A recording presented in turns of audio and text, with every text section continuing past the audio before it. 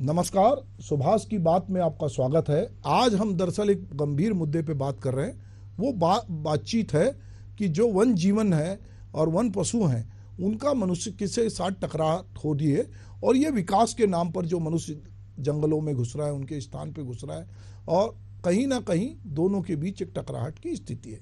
और ये टकराहट जब बढ़ती है और खबरों में आती है तो हम थोड़ा हड़बड़ाते हैं। अभी उत्तर प्रदेश के बहराइच में भेड़ियों ने 50 से ज़्यादा लोगों को घायल कर दिया, और लगातार इसकी सूचनाएं आ रही हैं। आज भी हम मीडिया में उन खबरों को पढ़ रहे थे कि कल रात में भी भेड़िए ने जो है वहाँ पर जनधन की हानि की है।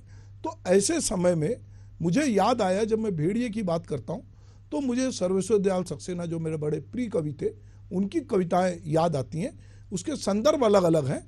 भेड़िए कई तरह के हो सकते हैं। जब हम भेड़िया कहते हैं तो एक भेड़िया जो जंगल में रहता है और एक भेड़िया जो प्रतीक के रूप में हमारे सामने होता है। तो बहरहाल मैं अपनी बात सर्वेश्वर दयाल सक्सेना की कविता से कर रहा हूं कि भेड़िए की आंखें सुर्ख हैं, उसे तब तक घूरो जब तक तुम्हारी आंखें सुर्ख ना हो जाए, और तुम कर भी क्या सकते हो जब वह तुम्हारे सामने हो। यदि तुम मुंह छिपा के भागोगे तो भी तुम उसे अपने भीतर ही इसी तरह खड़ा पाओगे। यदि बचे रहे, भेड़िए की आंखें सुर्ख हैं और तुम्हारी। कविता का दूसरा पार्ट है, भेड़िया गुर्राता है, तुम मसाल जलाओ। उसमें और तुम में यही बुनियादी फर्क है। भेड़िया मसाल नहीं जला सकता। जब तुम मसाल उठा भेड़िए के करीब जाओगे, भेड़िया भागेगा। करोड़ों हाथों में मसाल लेकर एक एक झाड़ी की ओर बढ़ो, सब भेड़िए भागेंगे। फिर उन्हें जंगल के बाहर निकाल के जो है बचे हैं उनको छोड़ दो। भूखे भेड़िया आपस में गुर्राएंगे, एक दूसरे पर को चीत खाएंगे। भेड़िए मर चुके होंगे और तुम लोग, भेड़िए फिर आएंगे अचानक। ये तीसरी कविता है कि भेड़िए फिर आएंगे अचानक, तुम में से कोई एक दिन भेड़िया बन जाएगा, उसका वंश बढ़ने लगेगा। भेड़िया का आना जरूरी है तुम्हें खुद को पहचानने के लिए, निर्भय होने का सुख जानने के लिए, मसाल उठाना सीखने के लिए। इतिहास के जंगल में हर बार भेड़िए मान से निकल कर आएगा। आदमी साहस से एक होकर मसाल लिए खड़ा होगा। इतिहास जिंदा रहेगा और तुम भी और भेड़िया। तो ये भेड़िए को लेकर कुछ सर्वेश्वर दयाल सक्सेना की कविता थी। हम देखते हैं कि हमारे समाज में अलग अलग तरह के भेड़िए हैं। वो भेड़िए विकास के नाम पर जंगल का दोहन कर रहे हैं, खनिज का दोहन कर रहे हैं, और वो उन जगहों पे घुस रहे हैं, वो जंगली जानवरों को मार रहे हैं। हमको शेरों के बचाने के लिए भी अभियान चलाना पड़ता है, हमको जीव जंतुओं को, इकोसिस्टम को बचाने के लिए भी अभियान चलाना पड़ता है। और हमको लगता है कि ये क्या मनुष्य और जो पशु पक्षियों की लड़ाई है, ये सदियों से, जब से मानव सभ्यता है, चूँकि मनुष्य ने धीरे धीरे उसकी आबादी बढ़ी, वो जंगलों में था, उसने जानवरों के साथ रहना भी सीखा। इसलिए हम देखते हैं कि हाथी मेरे साथी जैसे फिल्म आती है। भेड़िया भी कई जगह हम देखते हैं, विदेशों में लोग भेड़िया को भी पालते हैं, भेड़िया भी उनके साथ रहता है। हम देखते हैं भालू भी अभी घायल कर रहा है धमतरी में। भालू भी, हमने भालू के बहुत सारे नाच देखे हैं। भालू जो है तमाशा करने वाले जो लोग आते हैं वो भी भालू लेके आते हैं। तो बहुत सारे जो जानवर हैं वो हमारे साथ मित्रवत रहते हैं, बशर्त कि हम उनके साथ मित्रवत रहें। अब चूंकि ये घटनाएं हो रही हैं तो हमें लगा कि इतनी सामयिक घटनाएं हैं तो क्यों ना चलो, हमारे एशियन न्यूज ने इस पर एक रिपोर्ट तैयार की है, उसके कुछ अंश हम देखते हैं।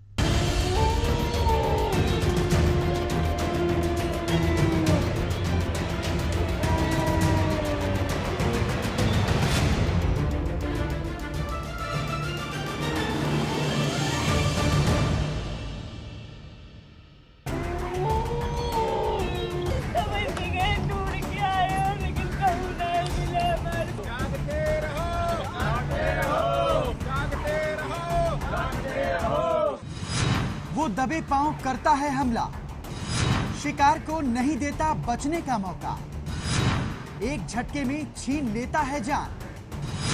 बहराइच में आदमखोर भेड़िए का आतंक। उत्तर प्रदेश के बहराइच में आदमखोर भेड़िए के हमले थमने का नाम नहीं ले रहे। बीती रात आदमखोर भेड़िए ने थाना खैरीघाट क्षेत्र में 5 वर्षीय एक बच्चे को अपना निवाला बना लिया।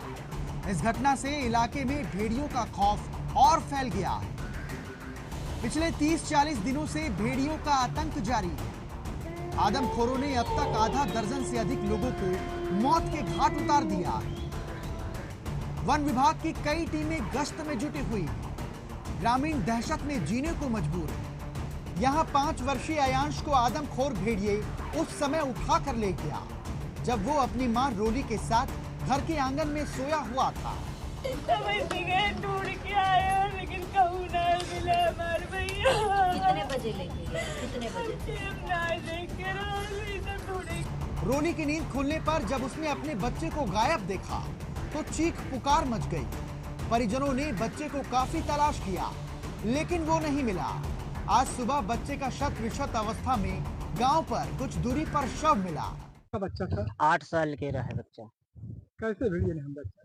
भेड़िया गवा 2 बजे रात के हैं घर में घुस के हैं, महतारी के गोद में पकड़ा रहा, उठाइस बस महतारी चिल्लान, हमहू कूदन, ओके साथ नाई पकड़ पावा, यह पर भागते हुए आवा, यह खेतवा में यहाँ घुस गए लेके। ढूंढते ढूंढते 3 घंटा 25 मिनट ढूंढे, मिली रहा 5:15 बजे। कई लोगों को घायल किया, 1-2 लोगों को तो जान से मार दिया। हाँ, कहना क्या चाहते, कहना यही चाहते हैं कि इसकी सुरक्षा की जाए। और क्या कहा कि जो भेड़िया है घर में लेटते हैं रात में ताला वाला बंद करके, बच्चों को बचाते हैं। आए थे भेड़िया, हमला किया थी तो भाग गया थी। जैसे चिल्लाहट मुझे हो लगी, जैसे कहिस कि हाँ अम्मा बचा लियो हमका, जैसा सबको लाठी बल्लम लेके गए तो यहाँ कूदा, फिर मुहूर्ती है 12 बजे के रात के खाला बस चला गया। दादा हो मैंने लाठी बल्लम लेके गए, गन्नम पी गया। अब तो इन आदमखोरों ने अपना दायरा जिले के अन्य क्षेत्रों में भी बढ़ा लिया। लगभग 30 गांव में भेड़ियों का आतंक कायम। जहां ये भेड़िए सिर्फ बच्चों को निशाना बना रहे हैं, वहीं अब तक एक महिला की भी जान चली गई। अब तक 35 से ज्यादा हमले। 30 गांव में आदमखोर भेड़ियों का आतंक। हमले में 30 से अधिक लोग घायल। भेड़ियों की संख्या 6 से ज्यादा। बहराइच में पिछले 45 दिनों से भेड़ियों का आतंक जारी है। इस इलाके में डर का ऐसा माहौल है कि कई परिवारों ने तो अपने बच्चों को भी रिश्तेदारों के घर भेज दिया है। Bureau report, Asian news.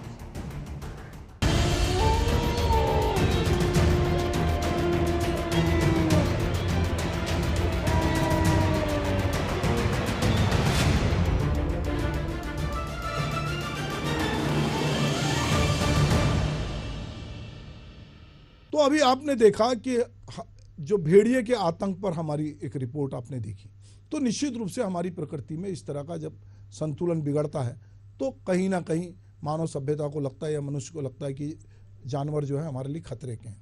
हमारे साथ वन्य जीव जंतुओं के बारे में एक विशेषज्ञता रखने वाले संदीप पौराणिक हैं और मैं सुभाष की बात में संदीप के साथ बात करना चाहता हूँ। संदीप, ये जो टकराहट हो रही है अचानक से, कई जगह से खबरें आ रही है कि छत्तीसगढ़ में हाथी घुस के कई जगह उसका कॉरिडोर भी बन रहा है पर हाथी नुकसान पहुंचा रहे हैं, कहीं तेंदुए नुकसान पहुंचा रहे हैं, कहीं भालू लोगों को परेशान कर रहे हैं, कहीं भेड़िया परेशान कर रहा है। तो ये जो टकराहट है इसको आप किस तरह से देखते हैं? देखिए, सबसे बड़ी चीज़ ये है कि जैसे आपने बताया भेड़िए के संदर्भ में, तो भेड़िया जो है लगभग 30,000 साल पहले मनुष्य ने जब जंगल छोड़ के बस्तियां कॉलोनियां बनाना शुरू की, गांव में रहना शुरू किया, तो भेड़िया जो है लगभग 30,000 साल पहले मनुष्य के साथ आया और उसने जो है आपका एक कुत्ते की शक्ल अख्तियार कर ली और ये आदमी का सबसे अच्छा दोस्त बन गया। और जो अपनी अभी जो अपन बात कर रहे थे, जो हमलों की बात है, जो टकराहट की बात है, तो इसमें आप गौर करें तो आपको मालूम होगा कि ये जितना भी हम नज़दीक जा रहे हैं जंगल के, जितना नज़दीक पहुंचते जा रहे हैं उतनी टकराहट बढ़ती जा रही है। और जिस तेज़ी से वनों का दोहन हो रहा है, जिस तेज़ी से वन कट रहे हैं, तो ये टकराहट और बढ़ती जा रही है। अगर भेड़ियों के भी संदर्भ बहराइच की बात की जाए तो जो पूरा इलाका है वो किसी ज़माने में जंगल हुआ करता था, तो वहाँ क्या किया, वहाँ के किसानों ने, वहाँ के लोगों ने, वहाँ के माफिया ने मिलकर क्या किया कि जंगल को साफ करके वहाँ गन्ना बोना शुरू कर दिया। और ये जो सीज़न होता है गन्ने का सीज़न होता है। तो ये होता ये है कि ये जंगल है, लेकिन अब आप गन्ना लगा रहे हैं तो आपके खेत हो गए।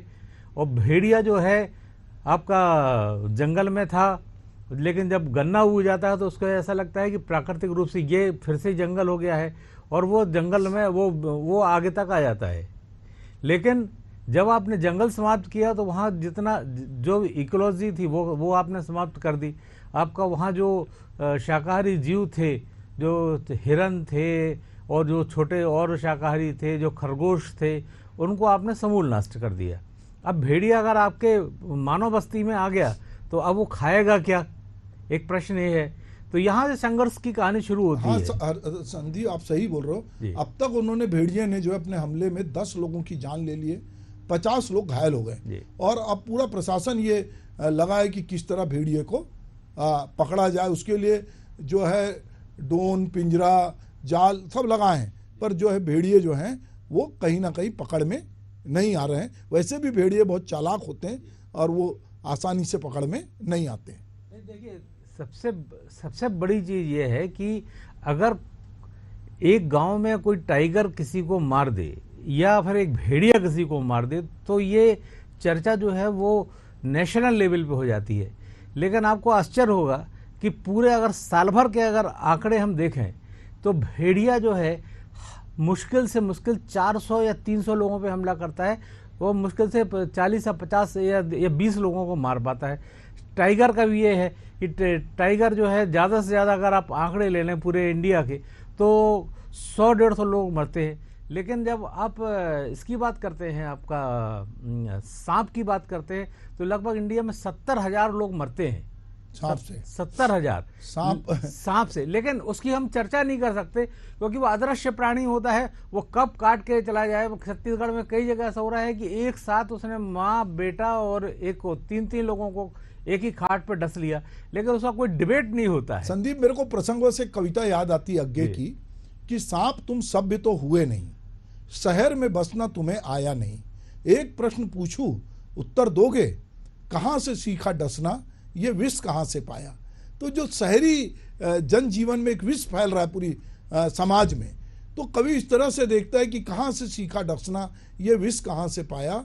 तो ये जो सभ्यता के साथ हम जो जहरीले हो रहे हैं और हमारी टकराहट बढ़ रही है, वो टकराहट कहीं ना कहीं, जैसा भी आप बता रहे थे कि अगर हम जंगल को काटेंगे, जहाँ वन जीव रहते हैं वहाँ हम घुसेंगे, उनको नुकसान पहुँचाएंगे, तो वो अंततः जाएंगे कहाँ। अच्छा, दूसरी चीज़, एक भेड़िए का ये सबसे बड़ी चीज़ है, अभी इस पर स्टडी चल रही है इंडिया में कि आपका पुणे के पास एक भेड़िया देखा गया। भेड़िया जो है, इंडियन जो भेड़िया है वो 2 प्रकार के हैं। एक तो आपका ऐसा है जो हिमालयन साइड में रहता है, और एक है जो हमारे यहाँ जो जंगलों में पाया जाता है। तो ये इंडियन ग्रे भेड़िया कहलाता है ये। लेकिन अभी एक नई प्रजाति देखने पुणे के पास, वो जो है वो गोल्डन भेड़िया है। Golden Bhediya in the sense, उसमें अभी स्टडी चल रही है, तो उसमें मालूम पड़ा कि ये हाइब्रिड भेड़िया हो रहा है। होता यह है कि भेड़िया भोजन की तलाश में जब गांव के पास या शहर में कचरों के ढेर के पास आ रहा है, तो इसके जो स्थानीय हमारा जो स्ट्रीट डॉग है उससे रिलेशन हो रहे हैं और उससे एक नई ब्रीड आ रही है। उससे इसका जेनेटिक पूल बहुत पतला हो रहा है और उसमें कई किस्म की आपका जेनेटिक चेंज आ रहे हैं। और एक और जो है भेड़ियों के हमले की जो बात है, उस पे मालूम पड़ा है कि गांव के लोग क्या करते हैं कि इनकी जो डेन होती है भेड़ियों की, उसमें बच्चे रहते हैं। तो ये क्या करते हैं, कई बार जानबूझ के, कई बार अज्ञानतावश उसके बच्चे को उठा के ले आते हैं भेड़िए के, और उसको कुछ दिन पालते हैं। लेकिन भेड़िए को आप बहुत जल्दी ऐसा पालतू नहीं बना सकते कि जैसे कुत्ता है। इसको बनने में एक बहुत लंबा प्रोसेस लगता है, बहुत लंबा टाइम लगता है। उसमें कई बार ये लगता है कि आपके पास अगर ज़िंदगी भर है तब भी वो आपका पालतू नहीं बनेगा, और वो बहुत फ्यूरियस होता है। और जैसे ही वो अपना असली रूप दिखाता है, जंगली आदमखोर वाला, तो आदमी क्या करता है, उसको वापस छोड़ के आ जाता है कि यार उसको वापस छोड़ देते हैं। अब उसका ये है कि भेड़िया में एक प्राकृतिक चीज़ होती है कि वो आदमी से डरता है, बच्चों से डरता है। लेकिन अगर आपने उसको बचपन से पाल लिया है तो वो उसका क्या डर खत्म हो गया। अब आपका उसके कांटेक्ट हो गया है, अब आपके वो पास रहना चाहता है, आपने उसको वापस छोड़ दिया। इसके उसमें जो है इसमें भी बहुत से आपका केसेस बढ़ रहे हैं, और ये जो भेड़िया हाइब्रिड हो रहा है इस पे भी एक बड़ा संकट है। ठीक है, थोड़े से भेड़िए से अलग हटते हैं। छत्तीसगढ़ के धमतरी में जी तेंदुए ने जो है बड़ा आतंक मचा रखा है। जी। वहां तेंदुआ जो है उसको पकड़ने की कोशिश हो रही है। तो छत्तीसगढ़ में किस तरह की, और मध्य प्रदेश के पेरीफेरी में यदि हम महाराष्ट्र की बात करें, छत्तीसगढ़ की बात करें और मध्य प्रदेश की बात करें, तो इसके पेरीफेरी में जिस तरह के पशु पक्षी पाए जा रहे हैं वो किस तरह के, और उनकी क्या, उनकी जैसे हाथी का हम देख रहे हैं कि हमारे झारखंड से हाथी चले आ रहे हैं, उड़ीसा से चले आ रहे हैं, ये किस तरह का एक नए तरह का एक डर भी लोगों में पैदा हो रहा है। नहीं, सबसे बड़ी चीज़ क्या होती है इंडिया में, कोई भी चीज़ क्या होती है कि एक सेंट्रलाइज चीज़ हो जाती है कि एक आप जो भी प्रोग्राम बनेगा वाइल्ड लाइफ में, तो उसमें सबसे बड़ा महत्वपूर्ण है उनका टाइगर बचाना है वर्ल्ड वाइड। बस अब टाइगर की संख्या वर्तमान में वो 3000, 3500, 4000 के आसपास आ गई। भेड़िए मात्र 2000 बचे हैं। और ऐसे अगर आप तेंदुओं की बात करें कि आपका टाइगर बचाने के लिए तो हम लोग पूरा स्टाफ लग जाएगा, पूरा अमला जुड़ जाएगा, लेकिन अगर तेंदुआ वहाँ पर है और तेंदुआ किस हालत में है इस पर कोई ज़्यादा ध्यान नहीं होता है। आप गरियाबंद के पास जाएं तो एक वहाँ एक शख्स था, उसकी वैन से दो तेंदुओं के बच्चे मिले थे। वहाँ पर एक जगह है गरियाबंद से और अपन आगे जाए, वहाँ पर स्कूल के कुछ बच्चे एक पहाड़ी से तेंदुए के बच्चे उठा के ले आए थे, तो वहाँ के गुरुजी ने उन लोगों को डांटा और वापस रखवाया पहाड़ी के ऊपर। तो वहाँ पर है प्रेजेंस है तेंदुए की, और तेंदुए के लिए को सेव करने के लिए, तेंदुए की बसाहट को बढ़ाने के लिए और तेंदुए का अच्छा रख रखाव हो, इसके लिए वन विभाग के और स्थानीय ग्रामीण को समझाना चाहिए।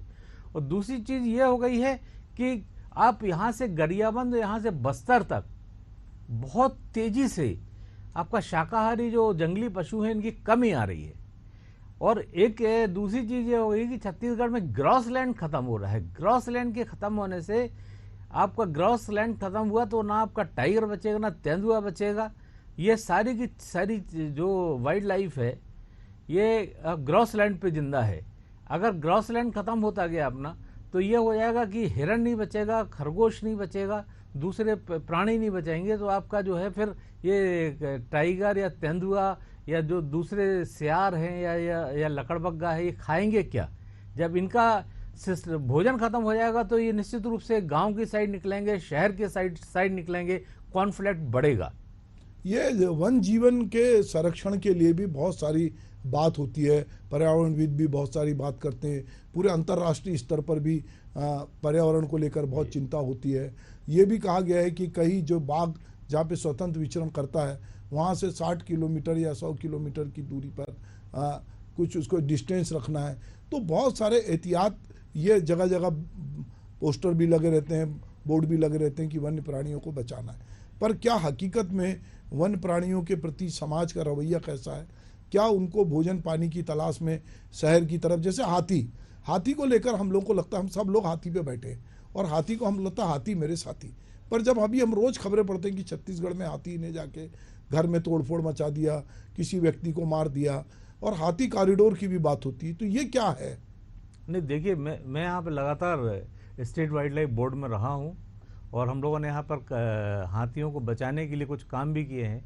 और आपका इसमें हम लोगों ने एक काम ये किया था कि सैटेलाइट कॉलर लगाने की बात आई थी और पहली बार बड़ा सफल प्रयोग रहा था, लेकिन किन्हीं कारणों से ये 5 साल से बंद है। सैटेलाइट कॉलर का यूज़ ये हो जाता है कि अगर हाथी अगर आपका रुख करता है आपके गांव की तरफ, आपके शहर की साइड अगर उसका मूवमेंट होता है, तो उस सैटेलाइट कॉलर से ना सिर्फ आप उस मुख्यालय में बल्कि रायपुर में और अगर आप चाहें तो दिल्ली में बैठ के भी उसके मूवमेंट को देख सकते हैं। संदीप, पर हम ये देखते हैं कि श्रीलंका में जंगली हाथियों के कारण 121 लोगों की मारे गए, अगर और वन्य जीवन संघर्ष के परिणाम स्वरूप 405 हाथी मारे गए। अगर हम अलग अलग देशों में देखें, तंजानिया में हर साल जो है वो 60 लोग मारे जाते हैं। अगर हम मनुष्यों के कारण देखते हैं तो 150 शेर मारे गए हैं।